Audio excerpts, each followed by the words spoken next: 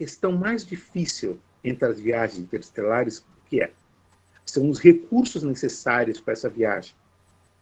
Porque para viajar de uma estrela a outra, não é tão fácil. Primeiro, a questão da navegação estelar. Tem que se fazer uma coisa chamada triangulação interestelar. Como se faz?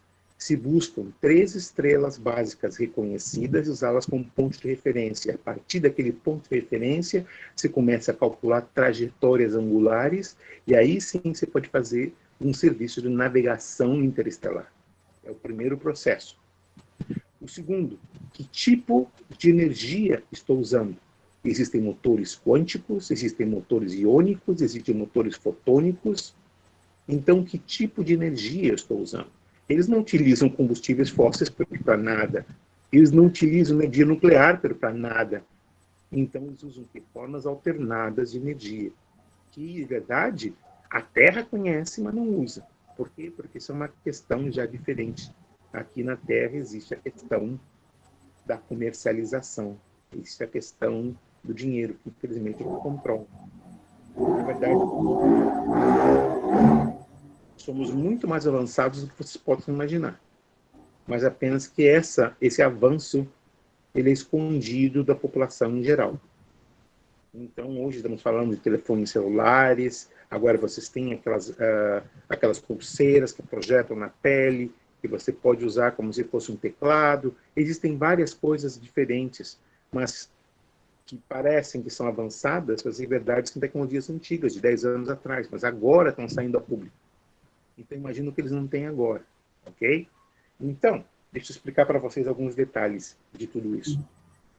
As formas de viagem interestelar são um pouco complicadas. Existem somente 2 formas de viagem que são controláveis.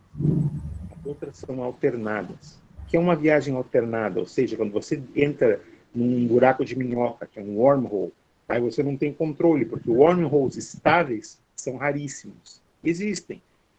Mas, normalmente, um wormhole, ou seja, um buraco de minhoca, tu nunca sabe onde ele vai parar. Pode parar até dentro de uma estrela. Tu não sabe o que vai passar. Então, elas não são fontes de transporte que são recomendáveis. Então, quais são as 2 maneiras que eles têm? Eles criam esses portões estelares. Esses portões estelares têm que ser construídos de sistema estelar em sistema estelar, criando uma ponte quântica. Então, aí sim, eles podem sair de um sistema estelar a outro sistema estelar, dobrando o espaço-tempo contínuo, e é uma viagem que levaria séculos, se faz em poucos nanosegundos. Agora, não é fácil a construção desses portões estelares, porque eles têm que usar uma coisa chamada as naves generacionais, ou seja, naves de gerações, ou seja, naves que vão a menos velocidade da luz, porque vocês sabem que por causa do ponto zero, nada pode ultrapassar a luz em espaço sólido, ou então se dispersa. O ponto zero é o ponto que não permite que se passe um objeto sólido à velocidade da luz. Então, isso chama-se voo linear.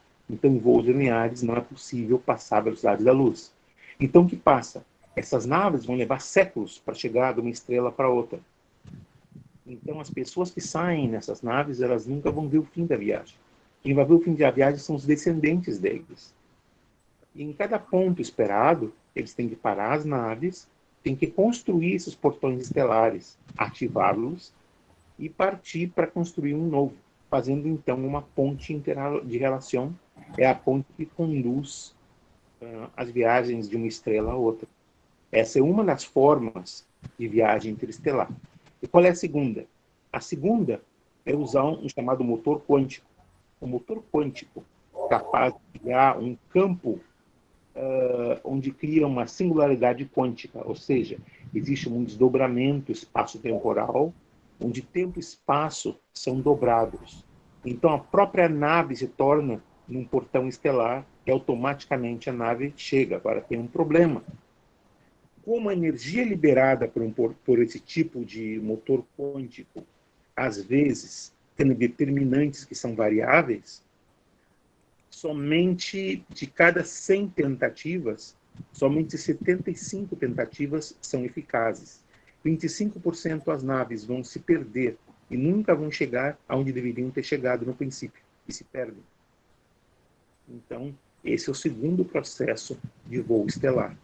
Então, normalmente, as civilizações mais importantes não usam isso.